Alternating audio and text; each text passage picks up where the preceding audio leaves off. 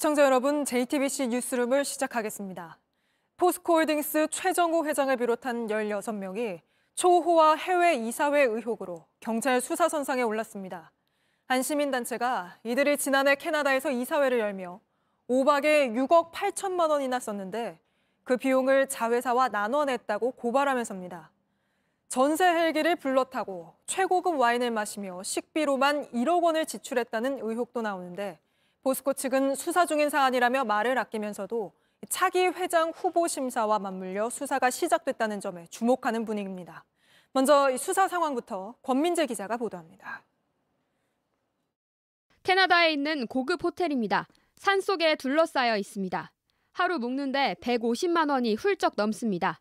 최정우 포스코홀딩스 회장을 포함한 사내외이사 16명이 지난해 8월 이곳에 묵었다는 주장이 나왔습니다. 캐나다에서 열린 이사회에 참석하기 위해 5박 7일 동안 이 호텔을 포함해 5성급 호텔에서 지냈다는 의혹입니다. 그런데 한 시민단체가 지난달 최 회장 등을 배임 혐의로 검찰에 고발했습니다. 이 기간 쓴 돈이 6억 8천만 원쯤 되는데 이 가운데 절반은 포스코홀딩스가 아닌 자회사 2곳이 나눠서 냈다는 겁니다. 이사회는 하루 열렸는데 전세기와 전세 헬기를 쓰는데 2억여 원, 고급 와인을 포함한 식대로 1억여 원을 썼다는 의혹도 있습니다. 단체 측은 해외 이사회를 명목으로 한 외유성 출장이 포스코 그룹의 관행이라고 주장했습니다. 이 관행이라는 것이 법을 위반한 사례가 발생이 된 거잖아요. 사건을 넘겨받은 경찰은 배임 혐의 외에 사회이사들의 청탁금지법 위반 여부도 함께 조사하기로 했습니다. 포스코홀딩스 측은 최 회장 등이 캐나다 이사회에 참석한 건 맞지만 세부 내용은 수사 중이라 밝힐 수 없다고 했습니다. JTBC 권민재입니다. 갑작스러운 수사 소식에 포스코 그룹 내부는 당혹스러워하는 분위기입니다. 특히 차기 회장 선출 절차가 진행 중인 만큼 수사 시점에도 주목하는 분위기인데 계속해서 이상화 기자가 보도합니다. 최정우 포스코 그룹 회장은 현 정부 경제사절단엔 한 번도 이름을 올리지 못했습니다. 연초 경제계 신년회엔 2년 연속 불참했습니다. 전 정부 시절 대통령 주재 각종 행사에 모습을 드러낸 것과 대조적입니다. 여기다 지난달 그룹 최대 주주인 국민연금이 최 회장의 부정적 입장을 밝히면서 3년임은 사실상 무산됐습니다. 이런 정황들 때문에 최 회장과 현 정부가 불편한 관계란 관측이 많았습니다. 이번 수사를 두고 그룹 내부는 당혹스러운 표정입니다. 그룹 관계자는 지난해 8월 캐나다에서 이사회를 연 건 맞다면서도 포스코는 오랜 기간 현지 철광석 광산에 지분 투자를 해왔다고 설명했습니다. 또 수사 중인 사안이라 구체적 내역은 언급하기 어렵다고 말했습니다. 재계 일각에선 해외 이사회가 업계 관행이란 분석도 나오는 가운데 지배구조에서 비롯된 문제란 시각도 있습니다. 정부가 집을 갖고 있는 기업들 같은 경우에는 아무래도 오너십이 부족하다 보니까 이사회들이 좀 뭐를 해줘도가 좀 있는 편이죠. 다만 호화 해외 출장 논란이 이미 지난해 국감에서 불거졌던 만큼 수사 시점을 두고 여러 해석도 나옵니다. 이번에 입건된 사회이사 7명이 모두 차기 회장 후보를 추천하는 후보 추천위원이라 향후 활동에 차질을 빚을 수도 있습니다. JTBC 이상화입니다. 고 이선균 씨의 죽음을 두고 봉준호 감독 등 문화예술인들이 모여 목소리를 냈습니다. 경찰의 수사 내용이 세상에 알려지고 사건과 아무런 관계없는 사생활까지 보도됐다며 이걸 막기 위한 이선균 방지법이 필요하다고 힘줘 말했습니다. 조소희 기자입니다. 적법 절차에 따라 수사했다는 단 한 문장으로 이 모든 책임에 대해 자유로울 수는 없다고. 영화 기생충에서 배우 이선균 씨와 함께했던 봉준호 감독은 수사 과정에서 절차상 문제가 없었다던 경찰 측의 입장을 반박했습니다. 2개월여에 걸친 기간 동안 경찰의 수사 보안에 과연 한치의 문제도 없었는지, 수사 내용이 노출되고 또 피의 사실과 관계없는 사생활이 세상에 알려진 것에 경찰 책임은 없는지 물었습니다. 가수 겸 작곡가인 윤종신 씨는 고인에 대한 보도가 과연 공익적 목적에서 이루어졌다고 볼 수 있는지 무리한 사생활 보도에 대한 문제점을 얘기했습니다. 우리는 언제까지 침묵해야 하는가? 정녕 자정의 방법은 없는 것인가? 이번 기자회견은 배우 송강호를 비롯한 문화예술인 2천여 명, 한국영화제작자협회 등 단체 29곳이 동참했습니다. 2주 전 고인의 장례식장에서 수사 당국을 향한 진상규명과 언론의 자성을 촉구하는 목소리를 내기로 뜻을 모았습니다. 이들은 앞으로 피의 사실 공개를 막는 이성균 방지법의 제정을 위해 나서겠다고 밝혔습니다.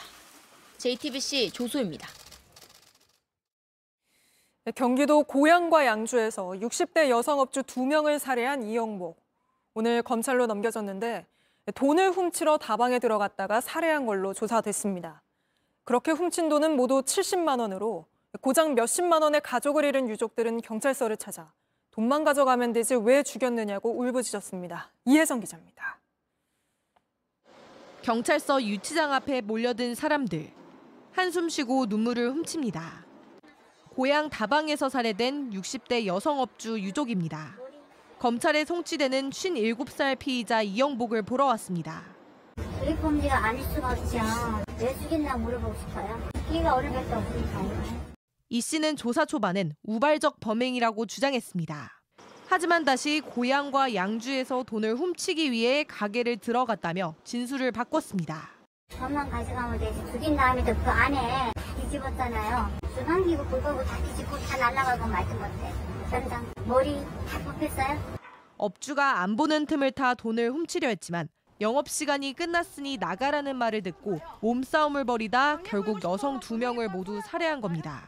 가지고 나온 돈, 고양과 일산 각각 30만 원, 40만 원입니다. 기다린 지 1시간째. 이영복이 호송차에 타고 유족들은 울부짖습니다.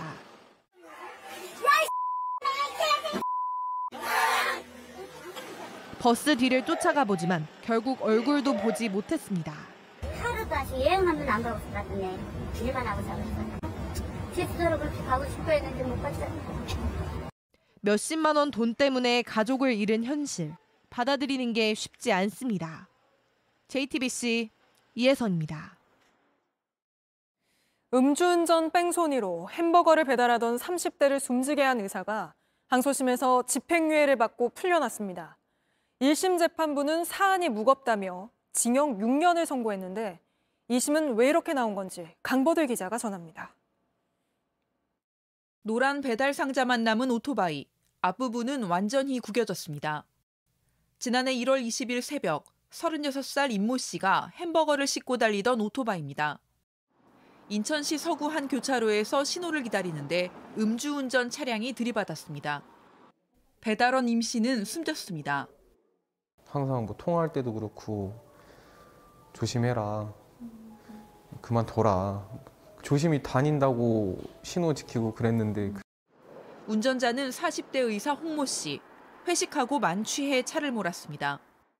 사고 낸 뒤 차를 버리고 도망쳤다 붙잡혔습니다. 사람이 아니라 물체를 친 줄 알았다고 진술했습니다. 지난해 7월 1심 법원은 징역 6년을 선고했습니다. 사안이 무겁다고 했습니다. 의사 홍 씨는 처벌이 과하다며 항소했고 90번 넘게 반성문을 냈습니다.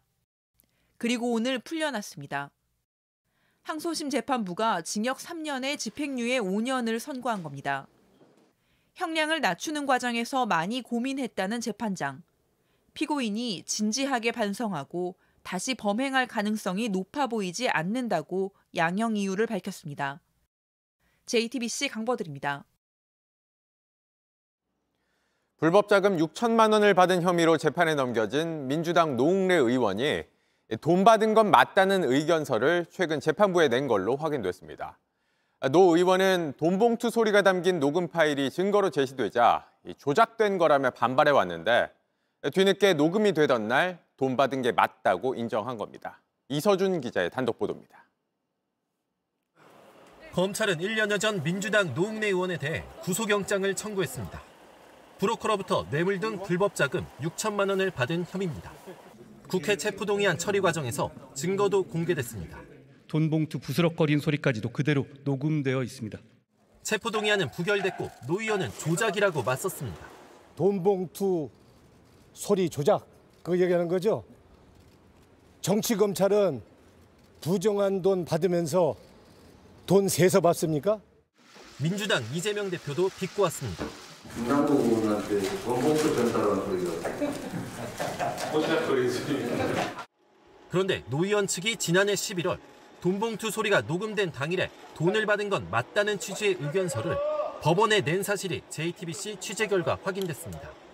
2020년 7월 정치자금법상 후원 처리가 가능한 500만 원 미만을 받은 사실이 있다며 신고를 깜빡했다는 겁니다. 다만 검찰이 말하는 뇌물 1,000만 원은 아니라는 내용입니다. 의견서의 구체적인 내용은 재판에서 공개되지 않기 때문에 노 의원 측의 입장 변화는 그동안 알려지지 않았습니다. JTBC 이서준입니다. 보신 것처럼 노웅래 의원은 불법 자금 수수 혐의로 재판을 받고 있지만 민주당은 총선에 출마해도 된다는 후보 적격 판정을 내렸습니다. 여기에 1심에서 징역형을 받은 황운하 의원까지 적격 판정을 받으면서 당내에선 검증 기준에 대한 불만의 목소리가 나오고 있습니다. 김지성 기자입니다. 총선을 89일 앞두고 민주당 공천관리위원회가 첫 회의를 열었습니다. 더불어민주당의 공천에서는 친명도 없고 비명도 없고 반명도 없습니다. 오직 더불어민주계만이 있을 뿐입니다. 도덕성도 강조했습니다. 젊은 민주당을 기초로 도덕성과 청렴성을 갖춘 후보. 그런데 하루 전 민주당 후보의 적격 여부를 검토한 검증위의 판정을 두고 논란이 커지고 있습니다. 노웅래 의원은 물론 울산시장 선거 개입 의혹으로 지난해 1심에서 징역형을 선고받은 황운하 의원도 함께 적격 판정을 받았습니다. 민주당은 지난해 5월 유죄 판결을 받고 상급심 재판을 받는 후보자도 적격 처리가 가능하도록 공천 룰을 개정했는데 황 의원 등이 바뀐 규정의 혜택을 보게 된 겁니다. 반면 유죄 확정 판결을 받았지만 이후 사면을 받은 전병헌 전 의원은 부적격 판정을 받았습니다. 전 의원은 검증위원장을 맡고 있는 김병기 의원과 같은 지역구 출마를 준비 중입니다. 전 의원은 헌법에 명문화된 사면복권을 하위 당규로 무력화시키는 것은 몰상식하고 위헌적 발상이라며 이의 신청을 하겠다고 했습니다. 검증위 판정에 뚜렷한 기준이 없다는 비판의 목소리도 나옵니다. 한 민주당 의원은 관대할 때는 한없이 관대하고 과잉 검증할 때는 한없이 과도한 고무줄 기준이라고 목소리를 높였습니다. 검증위 관계자는 당원과 당규에 따라 진행했다고만 말했습니다. JTBC 김지성입니다. 서울 강남의 도로 한복판에서 이렇게 스포츠카로 드리프트 기술을 써가면서 고개 운전을 벌입니다. 강남 도산대로는 이런 식으로 억대 슈퍼카를 과시하는 운전자들 때문에 골치라고 합니다. 주변 아랑곳 않는 난폭운전 영상을 정인아 기자가 보여드립니다. 서울 강남 도산대로 한복판입니다. 슈퍼카 한 대가 굉음을 내며 지나갑니다. 또 다른 슈퍼카입니다. 속도를 줄이다 중앙선에 서는가 싶더니 연기를 뿜으며 한 바퀴를 빙글 돕니다. 다른 차들이 있어도 아랑곳하지 않고 갑자기 속도를 높입니다. 대낮 도심 한복판에서 이러는 이유가 있습니다. 이 도로는 슈퍼카들을 촬영하는 이른바 카스파팅의 성지로 불립니다. 슈퍼카들이 속도를 내는 이 짧은 구간의 끝에는 사람들이 지나가는 횡단보도가 있습니다. 바로 옆 골목에서 사람이나 차량이 나오기도 합니다. 슈퍼카 운전자들은 신경 쓰지 않습니다. 창밖으로 손을 내밀어 V를 그려 보이고 일부는 태워주기도 합니다. 주민들은 걱정이 큽니다. 소음도 고통입니다.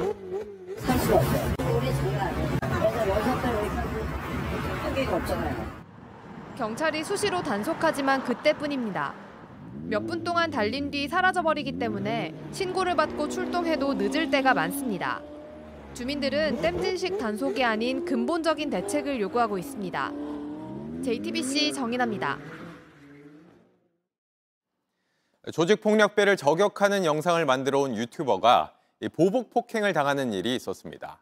이 유튜버로부터 저격을 당한 조직의 말단 조직원들이 벌인 일이었는데 폭행을 사주한 윗선도 붙잡혔습니다. 윤정주 기자입니다. 식당 안이 소란스럽습니다. 덩치 큰 남성 3명이 바닥에 쓰러져 있는 남성을 에워싸고 때립니다. 피해자가 비명을 질러도 아랑곳하지 않습니다.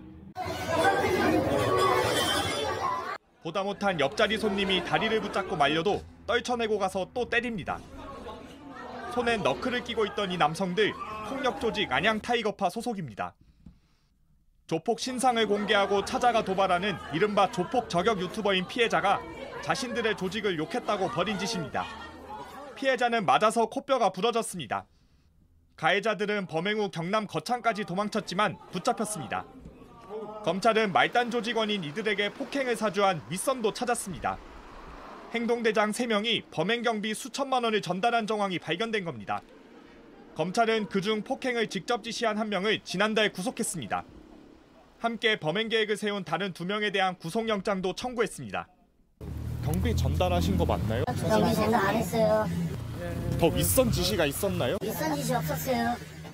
이들은 혐의를 부인했지만 검찰은 연루된 조폭 윗선이 더 있을 걸로 보고 수사 중입니다. JTBC 윤정주입니다.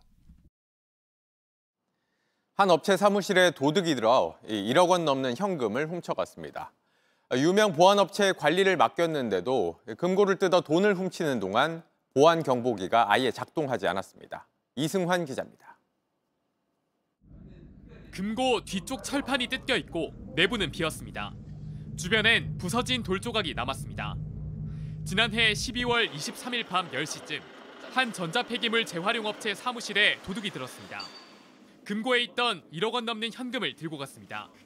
보안이 걸려 있는 상황이었는데 금고가 이렇게 되시니 너무 황당한 상황인 거죠. 도둑은 CCTV 녹화기도 훔쳐 달아났습니다. 보안업체 ADT 캡스가 지키는 곳인데 이런 일이 벌어지는 동안 경보는 울리지 않았습니다. 크리스마스 연휴 뒤인 26일 업체 대표가 발견해 보안업체와 경찰에 신고했습니다. 2층 기숙사에 저희 공장장님이 계셨거든요. 이 경보만 울렸어도 충분히 대응을 하고 이 사건을 막을 수가 있었죠. 천장에 보안업체가 단 열감지 센서도 있었지만 아무 역할을 못했습니다. 어떻게 보안이 안 울리냐 했더니 담당자가 이렇게 뭐 센서 피해서 이렇게 다녀보더니 가능하겠네요라는 말을 하더라고요. 보안업체에 찾아가 원인을 물었습니다. 보험이 들어있기 때문에 그 절차를 지금 하고 있고요. 어쨌든 금고도 털리고 CCTV까지 가져가는 동안 몰랐다는 건 말이 안 되잖아요. 센서 사각지대 때문에 생긴 일이라고 추정만 했습니다. 이런 경우는 저는 사실 처음 봤어요. 감지 범위라는 게 있는데 잘 아는 사람이 그걸 했으니까 그렇게 안 걸리고 했겠지라는. 보안엔 밤낮이 없다는 업체 홍보 문구는 공수표가 됐습니다. JTBC 이승환입니다. 서울 은평구에서 포르쉐 SUV 차량이 전통시장 점포로 돌진해 70대 상인과 행인이 다쳤습니다. 운전자는 처음엔 급발진이었다고 주장했다가 나중엔 잠시 정신을 잃었다고 말을 바꿨습니다. 박준우 기자입니다. 시장 골목에 사람들이 지나갑니다. 일하는 상인도 진열대를 정리합니다. 그런데 갑자기 벽면이 움푹 패이며 무너져 내립니다. 상인도 앞으로 밀며 고꾸라집니다. 오늘 오전 11시 반쯤 40대 남성 운전자 A씨가 몰던 포르쉐 SUV 차량이 승합차를 들이받았습니다. 이 충격으로 승합차가 튕겨나가면서 서울 은평구의 한 전통시장 점포를 덮쳤습니다. 급발진 같은 근데 정확하게 어디서 온지는 모르겠는데 거기서 왕거리고 파괴했어요. 잔해에 깔린 70대 상인은 가슴뼈가 부러져 치료를 받고 있습니다. CT 찍어보고 이제 한 3-4개 정도는 지금 골절이 된 상태고요. 척추 쪽에 엉덩이 쪽인가? 거기가 뭐 이렇게 압착이 좀 됐다 그러나? 운전자 A씨와 지나가던 행인인 40대 남성까지 모두 3명이 다쳤습니다. A씨는 술은 마시지 않은 것으로 드러났습니다. 사고 직후엔 급발진을 주장했습니다. 이후엔 사고 당시 잠시 정신을 잃었다는 취지로 진술하고 있습니다. 현재는 병원으로 옮겨져 치료를 받고 있습니다. 경찰은 A씨가 치료를 마친 대로 정확한 사고 경위를 조사할 예정입니다. JTBC 박준우입니다. 바이든이냐 날리면이냐. 재작년 윤석열 대통령이 미국 방문 때 한 발언을 놓고 치열한 논쟁이 붙었죠. 바이든이면 미국 행정부를, 날리면이면 한국 야당을 겨냥한 걸로 해석돼 논란이 더 컸던 건데요. 법원이 오늘 바이든이라고 자막을 단 MBC에 정정 보도를 하라고 판결했습니다. 먼저 판결 내용부터 최연수 기자가 보도합니다. 윤석열 대통령은 지난 2022년 9월 유엔 총회에 참석하기 위해 미국을 방문했습니다. 논란이 된 발언은 바이든 대통령과 짧게 이야기를 나누고 이동하다 나왔습니다.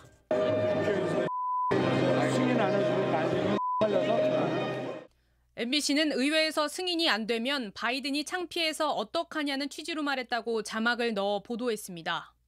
대통령실은 당시 바이든이 아니라 날리면이라고 반박했습니다. 결국 외교부가 MBC를 상대로 소송을 냈고 법원은 오늘 정정 보도를 하라고 판결했습니다. 재판부는 판결 확정 뒤 처음 방송되는 뉴스데스크 첫머리에 앵커가 정정 보도문을 읽으라고 했습니다. 이걸 안 하면 다음 날부터 하루당 100만 원씩 계산해 외교부에 주라고도 했습니다. 바이든인지 날리면인지 음성 분석 결과가 감정 불가로 나온 게 주된 이유였습니다. 재판부는 외교부가 바이든이 아니라는 걸 증명해야 하지만 현재 과학 수준으로는 불가능하다고 설명했습니다. 따라서 불분명한 발언을 MBC가 합리적인 근거 없이 단정적으로 보도했다고 판단했습니다. 발언이 나온 맥락을 보면 미국 의회나 바이든을 향한 게 아니라고 했습니다. 당시 윤 대통령이 1억 달러를 기여하겠다고 연설했는데 이걸 위해서 우리 국회 동의가 필요하지만 여소야대 상황이라는 걸 우려했다고 보는 게 자연스럽다고 했습니다. 또 MBC가 느리게 또 배경소음을 없애고 재생해서 확인했다고 했지만 이것도 발언을 정확하게 알 수 없었다는 걸 의미한다고 봤습니다. MBC는 특히 대통령실이 해당 발언을 구체적으로 반박하지 않아 인정한 것으로 받아들였다고 주장했습니다. 하지만 재판부는 명시적으로 해명하지 않은 것을 시인이라고 이해하는 건 자의적인 판단이라면서 받아들이지 않았습니다. MBC는 재판 직후 항소했습니다. JTBC 최현수입니다. 대통령실은 이례적으로 법원의 판결을 반기는 입장을 냈습니다. MBC가 자막을 조작해 허위 보도한 건 대단히 무책임한 일이라고 했는데 MBC가 항소한 데다 정치권에서도 엇갈린 해석이 나와 논란은 계속될 걸로 보입니다. 이어서 배양진 기자입니다. 대통령실은 판결이 나오자 브리핑을 통해 입장을 밝혔습니다. 과학적이고 객관적인 확인 절차도 없이 자막을 조작하면서 국익에 중대한 영향을 미치는 허위 보도를 낸 것은 대단히 무책임한 일입니다. 판결 직후엔 소송 당사자인 외교부가 대응한다는 기조였는데 오후 들어 대통령실이 직접 나선 겁니다. 대통령실은 앞서 대통령 관련 판결들에 대해선 직접적인 입장 표명을 자제해왔습니다. 고위 관계자는 언론의 객관성, 공정성이란 중요한 문제여서 브리핑을 했다고 밝혔습니다. 이번 판결에서 재판부는 바이든과 날리면을 구분하는 건 불가능하지만 대통령 발언 자체는 우리 국회를 상대로 한 걸로 보인다고 했습니다. 이 때문에 대통령 발언 중 비속어와 관련한 취재진의 질문이 브리핑 도중 나왔지만 대통령실은 답하지 않은 채 판결문을 어디서 구했는지 출처를 되물었습니다. 1심 판결이 나왔지만 항소가 이어질 예정인데다 정치권에서도 완전히 엇갈린 해석이 나와 논란은 계속될 전망입니다. 여당은 판결을 적극 지지했고 보고 싶은 것만 보고 듣고 싶은 것만 듣는 선택주의와 확증 편향은 결코 민의가 될 수 없습니다. 야당은 코미디 같은 판결이라고 반발하며 다시 한번 비속어 사용을 비판했습니다. 감정 불가인데 MBC에 정정 보도하라는 판결이 맞습니까? 코미디 같은 대통령의 비속어가 코미디 같은 판결로 이어지다니 나라 망신입니다. JTBC 배양진입니다. 민원 청부 의혹으로 논란을 빚고 있는 유희림 위원장 체제의 방송통신심의위원회가 오늘 야권 방심위원 2명을 해촉해달라고 윤석열 대통령에게 건의했습니다. 회의 중 욕설을 하고 회의 자료를 유출했다는 이유인데 야권에선 민원 청부 의혹을 덮기 위한 적반하장식 해촉 건의라고 반발했습니다. 노진호 기자입니다. 방송통신심의위원회는 오늘 비공개로 임시회의를 열고 야권 방심위원 2명의 해촉 건의안을 의결했습니다. 옥시찬 의원은 유희림 위원장에게 욕설과 함께 회의 자료를 던졌다는 이유로, 김유진 의원은 회의에서 다룰 예정인 자료를 취재진에 공유했다는 이유입니다. 유희림 위원장은 지난 9일 방송 소위에서 옥 의원이 욕설을 하며 퇴장하자 심각한 인격 모독 테러 행위라며 책임을 묻겠다고 했습니다. 야권 방심위원들은 민원 청부 의혹으로 수세에 몰린 유희림 위원장이 해촉 건의로 맞섰다고 비판했습니다. 진상규명에 대한 요구 자체를 언급조차 하지 못하게 하기 위해서 이렇게 무리한 일을 밀어붙이는 게 아닌가. 야당도 비판했습니다. 수사받아야 할 사람이 거꾸로 문제 제기를 하는 야당 위원들을 자르려는 것이 윤석열 대통령이 말하는 정의입니까? 윤석열 대통령이 해촉 건의안을 받아들이면 방심위는 여권 방심위원 4명에 야권 방심위원 1명만 남게 됩니다. 이런 가운데 오늘 방심위 직원 149명은 민원 청구 의혹을 받고 있는 유일임 위원장을 이해충돌 방지법 위반 혐의로 권익위에 신고했습니다. 방심위 전체 직원은 260여 명인데 절반 넘는 직원이 류 위원장 신고에 동참한 겁니다. JTBC 노진호입니다. 새해 들어 일본 증시가 닷새 연속 오르면서 34년 만에 사상 최고치를 기록했습니다.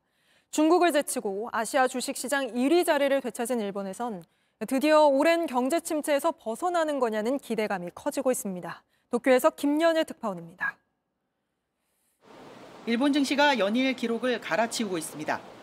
일본 증시를 대표하는 니케이 지수가 어제 34년 만에 처음으로 35,000선을 넘긴 겁니다. 일본 증시는 올 들어 6.3%라는 무서운 상승세를 보이면서 중국에 내줬던 아시아 시장 1위 자리도 3년 만에 되찾았습니다. 엔저의 일본 기업들의 수출이 늘고 실적이 좋아지자 외국인 투자자들이 중국을 떠나 일본으로 몰려들기 시작한 겁니다.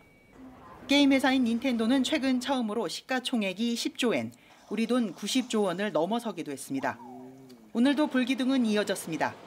니케이 지수는 어제보다 1.5% 상승한 35,577로 마감하면서 기록을 또다시 갈아치웠습니다.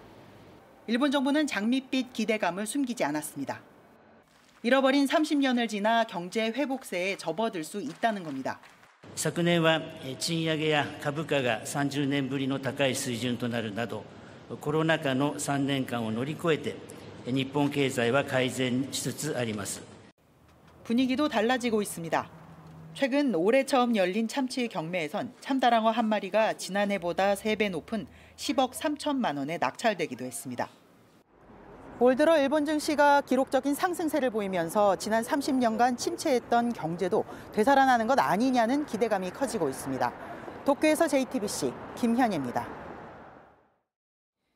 올해부터 8천만 원 넘는 법인차는 이렇게 연두색 번호판을 달아야 하죠. 우리 모두가 예상했던 대로 연두색 번호판이 시행되기 직전인 지난 연말, 법인용으로 뽑은 수입차가 급증한 걸로 나타났습니다.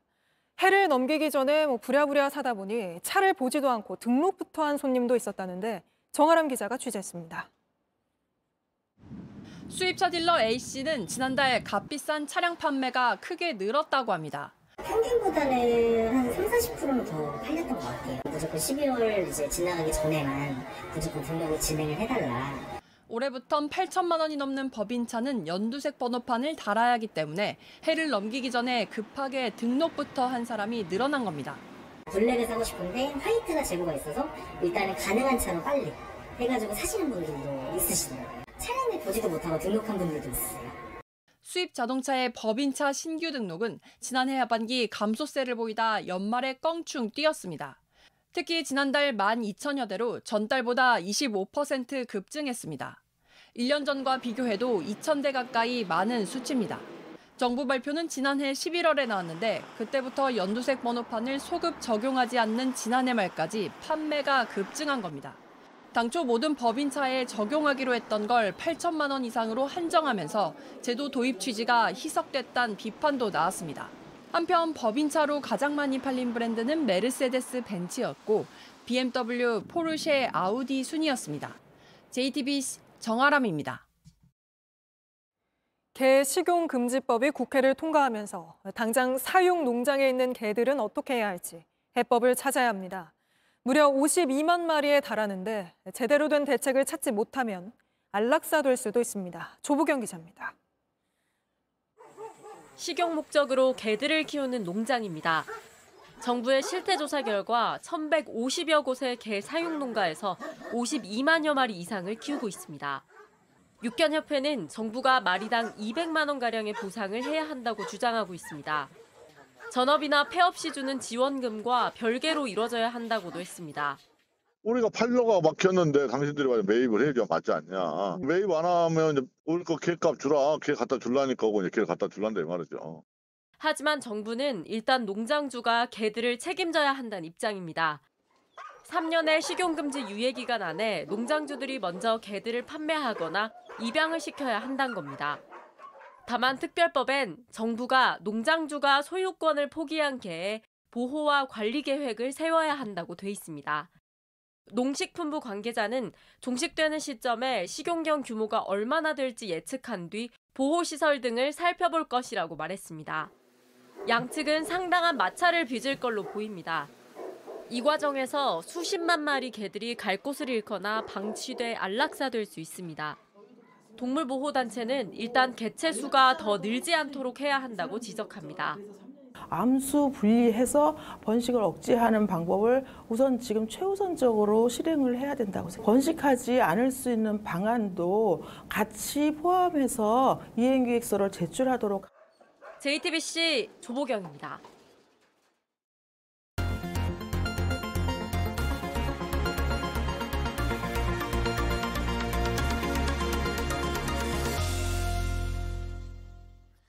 대구 죽곡산 일대는 삼국시대 유적이 곳곳에 있는 문화재 터인데 여기서 제대로 된 조사 없이 도로 공사가 시작돼 논란입니다. 주민 민원에 공사를 멈추고 뒤늦게 조사에 들어갔는데 파손된 유물들이 잇따라 발견되고 있습니다. 밀착 카메라 송우영 기자입니다. 삼국시대 고분과 산성으로 유명한 죽곡산입니다. 산을 가로지르는 도로 공사를 한 흔적이 보입니다. 흡사 공사 현장처럼 보이지만 대구에 있는 한 산의 중턱입니다. 여기저기 이렇게 잘린 지 얼마 안 된 나무들도 널려 있고요. 현장은 지금 파란색 임시 천막으로 덮어놓은 상태입니다. 전문가들과 함께 직접 산을 올라가 봤습니다. 탐방로 따라서 걷다가 뭐 주변에 톡이 쪼가리가 보여서 주웠는데 이 위에 문양을 보고 깜짝 놀래가지고 땅을 파헤치자 토기 파편들이 쉽게 발견됩니다. 일단 이거 또 나왔네. 또 나왔다. 또 나왔어. 삼국시대 고분에서 주로 출토되는 장경호 파편이고요. 그건 아마 5세기 후반대로 보여집니다. 고분의 그 무덤 안에 음식을 담아서 이제 제사를 지낼 때 봉헌하는. 산 정상에는 돌무지를 쌓아 올린 산성도 보입니다. 삼국시대에 만들어진 거고요. 하지만 보존이 제대로 돼 있지 않아서 일부는 무너진 채 이렇게 방치가 돼 있고 그 옆에는 누구의 건지 모르는 무덤도 보입니다. 비와 풍요를 기원하는 의미가 담겨 있는 암각화도 있습니다. 참 흔한 게 아닌데 아마도 이 대구선은 이게 처음일 것 같은데 하늘에 비를 부르고 뭐 잘 먹고 잘 살기 위한 농사가 잘 되기 위한 풍요 의미에서 연구 가치는 크지만 부서져 있습니다. 선사시대 유물로 보이는 윷판형 암각화도 있습니다. 조상들이 농사를 위해 천문을 공부한 흔적입니다. 모서리 4개에 각각 7개씩의 호음으로 구성되어 있습니다. 그것을 북두칠성으로 보고 있는 것입니다. 하늘과 이걸 대조하면서 미리 어떤 자연적인 변화, 계절 변화를 점치고자 하는. 이것도 훼손될 뻔했습니다. 원래 문화유산이 있는 곳에서 공사를 하려면 문화재 조사가 필수입니다. 하지만 여기선 생략됐습니다. 이거 알고 하진 않았잖아요. 몰라서 그런 겁니다. 인사이동 하다 보니까. 지난해 11월 말부터 시작된 공사는 지역 주민인 생태학자가 민원을 제기한 뒤에야 멈췄습니다. 여기 포크레인이 끌고 지나가 버렸는데 이쪽에서 봤을 때 어떻게 이렇게 방치가 돼 버렸는지는 참 굉장히 의문이지요.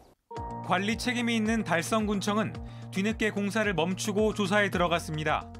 문화재청은 공사 규모가 일정 수준 이하라서 직접 할 수 있는 조치는 없다고만 했습니다. 환경단체들은 공사를 멈출 게 아니라 아예 중단해야 한다고 반발합니다. 작은 길을 내면서 이 수백 그루의 나무를 과연 잘라도 되는가? 이거는 사실 길에서 벗어나 있는 데입니다. 이런 나무까지 자를 이유가 없는데. 청동기 시대로 추정되는 암각화가 남아있는 이 산.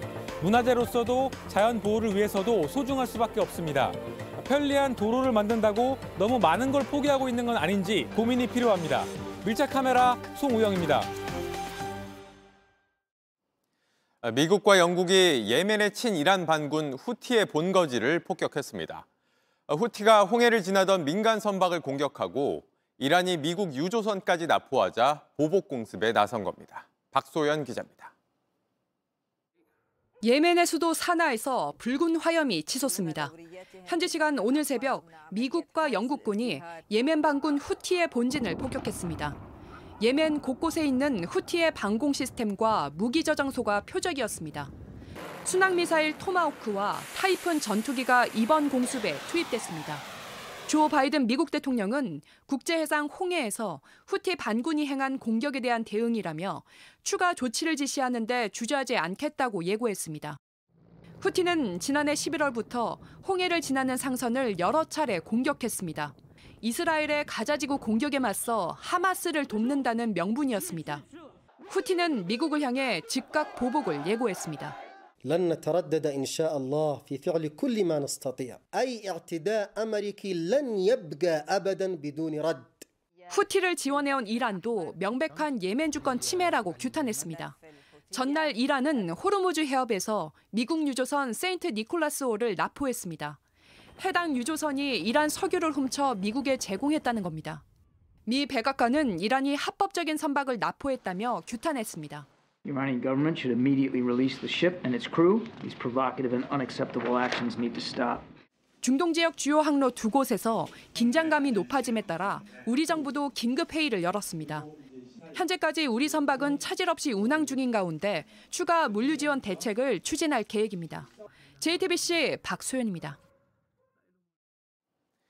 트럼프 전 대통령이 앞서가던 미국 공화당 대선 후보 경선에서 변수가 생겼습니다. 트럼프 저격수를 자처해온 후보가 사퇴하면서 트럼프를 맹추격 중인 니키 헤일리 전 유엔 대사에게 반사이익이 돌아갈 거란 분석이 나오는 겁니다. 워싱턴 강태화 특파원입니다. 니키 헤일리 전 유엔 대사가 호재를 만났습니다. 가장 강하게 트럼프에 반대해온 크리스 크리스티 전 뉴저지 주지사가 경선을 포기했기 때문입니다. 트럼프 전 대통령은 60%가 넘는 지지를 받고 있지만 첫 프라이머리 경선지에선 헤일리에게 7%포인트까지 따라잡힌 상태입니다. 더일의 분석에 따르면 트럼프는 뉴햄프셔에서 41.5% 대 30.5%로 앞서 있습니다. 하지만 크리스티의 지지층 11.5%가 헤일리로 돌아서면 결과가 달라집니다. 다만 크리스티는 헤일리에 대한 지지 선언을 하지 않았습니다. 더구나 사퇴 의견에선 마이크가 꺼진 줄 알고 했던 발언이 전파를 타는 일도 벌어졌습니다. You know, and she's going to get smoked. And you and I both know it. She's not up to this.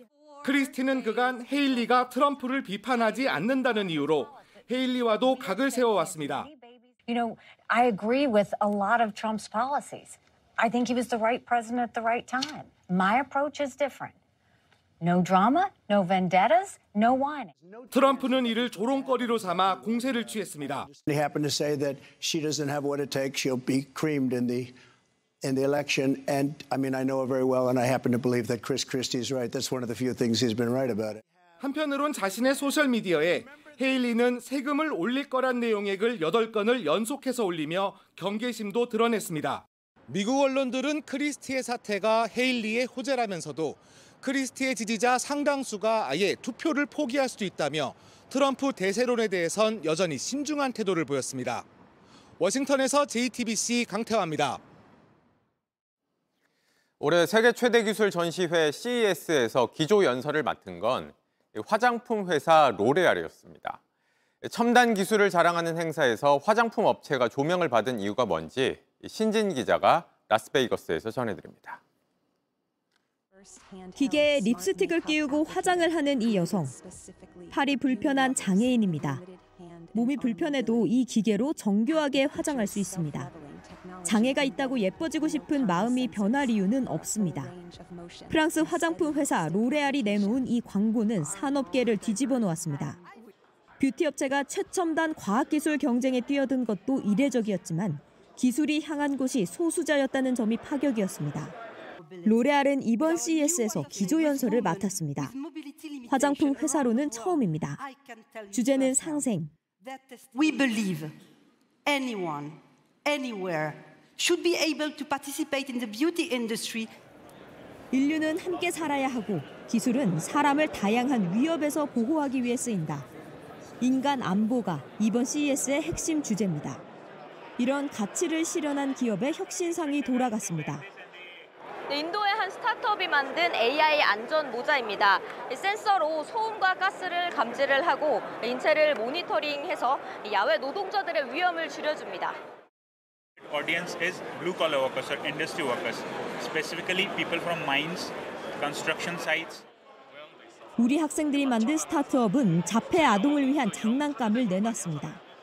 줄까기 놀이가 재밌어 보여서 모방해서 이 장난감을 만들었고. 네, 이 업체는 논밭 없이 공기 중에서 이 수증기로 작물을 기를 수 있는 기술로 최고 혁신상을 탔습니다. 기후 변화로 인한 사막화와 식량난에 대응할 수 있다는 평가를 받았습니다. 지하수가 바닷물화된 거죠. 그렇기 때문에 농사 지을 수 있는 땅이 거의 없거든요. 기술은 결국 사람을 위해 써야 합니다. 라스베이거스에서 JTBC 신진입니다. 산타의 고향 핀란드에는 국가가 공인한 산타클로스가 있습니다. 세계 유일한 이 국가 공인 산타가 한국을 방문해 강원도를 찾았습니다. 조승현 기자가 만났습니다. 꼬불꼬불 긴 수염에 뚱뚱한 몸집, 모두가 잘 아는 산타 할아버지입니다. 손을 흔들며 등장하는 이 산타, 옷만 갖춰 입은 가짜가 아닙니다. 산타의 고향 핀란드 정부가 공인한 전 세계 유일의 진짜 산타입니다. 이 진짜 산타, 오늘 강원 화천군에 왔습니다. 루돌프는 같이 못 왔고 비행기와 자동차를 이용했습니다. 파크 골프장부터 들렀습니다.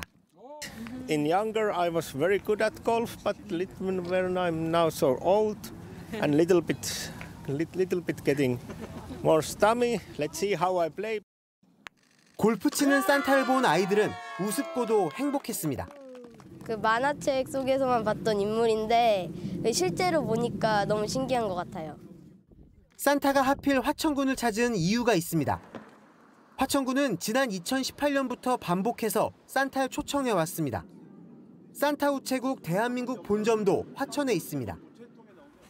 산타에게 보내는 이 편지는 이곳 산타 우체국 본점 앞에 있는 우체통에 넣기만 하면 핀란드로 보내집니다. 받는 사람 란에 산타 할아버지께라고만 적어 보내면 성탄절 즈음 답장을 받을 수 있습니다. 작년 크리스마스에 선물을 주셔서 감사하다고 전하고요. 이 올해도 건강하게 해달라고 편지를 썼어요. 산타는 아이들에게 꼭 당부할 말이 있다고 했습니다. And remember to enjoy the childhood. It's the best time of the life. 우리나라를 찾은 산타는 모레까지 화천에 머뭅니다. JTBC 조승현입니다.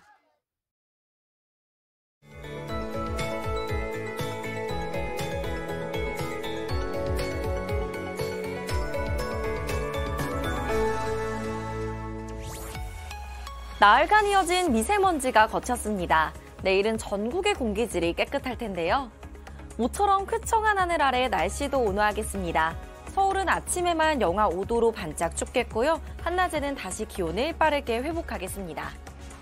맑은 하늘도 잠시 모레 전국 곳곳에 비나 눈 소식 있겠고요. 모레 아침부터 중부를 시작으로 점차 남부지방까지 확대되겠습니다. 주말에도 동쪽 지역은 바람이 강하게 불겠고요. 강원 동해안은 대기도 건조하겠습니다. 내일 아침 서울 영하 8도, 서울 영하 5도, 춘천 영하 8도, 광주 대구 영하 2도 예상되고요. 낮 기온은 서울 4도, 대구 창원 8도로 평년보다 높겠습니다. 눈비구름이 지나면 찬바람이 밀려들겠습니다. 다음 주 월요일 서울은 영하 8도까지 떨어져 춥겠고요. 주 후반 대체로 흐린 날씨가 이어지겠습니다. 날씨였습니다.